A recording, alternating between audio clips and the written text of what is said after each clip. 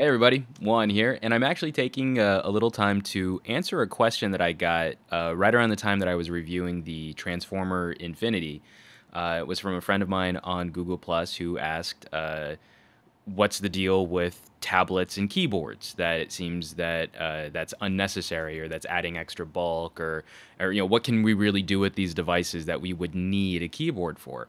So I thought, just in the interest of helping explain my own workflow, working on my voiceover blog and on the tech blog, yourtechreport.com, I just thought I would go through what my sort of portable computing setup is now, because it's changed a lot over the last year, which is even kind of surprising for me. It was sort of a trip down memory lane, how I used to get work done and how I get work done now. So I thought I would show you guys my ridiculous little tablet bag. Now, this is a bag I used to carry around when I had a netbook, one of the PC netbooks, running Windows, and I never used that netbook as often as I thought I would.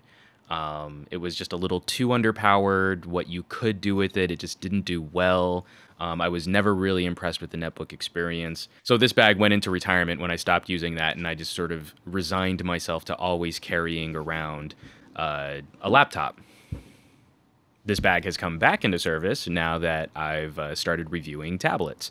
But I've found that I'm more likely to be productive with this kind of technology when I have my setup as small as possible. So what I'm currently carrying around with me these days is a Google Nexus 7, which is, I still think, one of the best buys on the market today, bar none, and a Zag Bluetooth Flex keyboard. And as you can see, this setup together works very well in terms of size and portability. It's almost like they're made for each other. The Nexus 7's width is almost exactly the same width as the keyboard, and they fit together very, very well. In fact, it's a lot of empty, wasted space in this tablet bag, as opposed to the setup that I used to have, which would fill every I almost said every ounce of available space. That's not the measurement that we would use for volume. Good job, Juan. So in setting this all up, it makes for a very handy little portable station that allows you to get a surprising amount of work done. And taking this to a coffee shop is far less obnoxious than all the people that I see there working on like 17-inch MacBook Pros and Final Draft. Especially in Southern California, there are a lot of writers who seem to set up office in Starbucks, and it's very obnoxious because it's those little tables weren't really designed for that. They kind of I think it's rude. Anyway, this setup right here does a phenomenal job of getting me through anything that involves text. Now, what do I mean by that? I mean social networking, I mean email, I mean instant messaging, and almost all of the articles that I write now, the first draft is usually done on this setup. When I'm going through composition and I'm going through putting in pictures and videos and producing all of that, obviously my tablet isn't necessarily going to keep up with that so much, but it still allows me the freedom to get all of my thoughts out in as convenient a manner as possible. Now, adding to this, because I have the space in the bag, it's very easy to then also extend storage and battery life. So holding a little brick like this in the bag, because I have the space to, isn't necessarily a problem.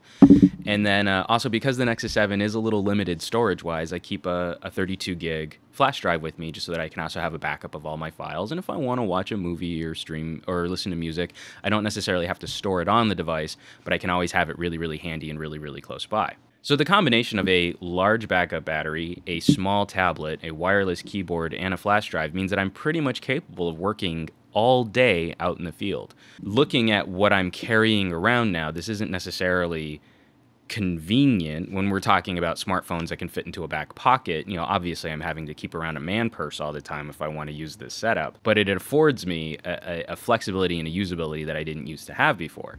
What do you mean, Juan? What did you used to have before this? Well, I've always been a fan of tablet computing in general. And so packing up all this just to show you how much space this actually takes up. That's not small, but that's not large. So to get the same kind of tableting experience on previous generation hardware, this is what I used to lug around with me all the time. This is the HP TC4400, and it's a convertible tablet PC. and you can see this is somewhat unwieldy. Now, my poor tablet PC here is getting really long in the tooth, and so its battery life is pretty abysmal. I can usually only get about 90 minutes to 2 hours on Wi-Fi if I'm lucky. So that also means that if I'm going to work at a coffee shop or out in public somewhere, I also need to keep that guy with me as well, which is the AC adapter that powers this beast. And it's still a great little laptop, dual core, 8 gigs of RAM. I got Windows 7 running on it, and I have a lot of fond memories of using this guy. And I still like pen touch computing, but as you can see, that when it comes to getting work done, this is far less convenient to carry around than this. So to answer my friend's question, I still feel that tablets, well, I mean, they're definitely marketed. They're still marketed as being consumption devices primarily. I mean, Google wants you to buy this so that you'll buy more apps and rent movies and read books on it. And I still don't feel that anyone needs a tablet. But once you get one, you'll find that it is actually a solution in search of a problem. That you'll find that there are things that you like doing on this better than the gear that you already have, be it smartphone or laptop. I hope this look at my workflow has at least illuminated some potential uses for these little guys that you might not have considered, or at least just this walk down memory lane for how far we've come has been fun and enlightening.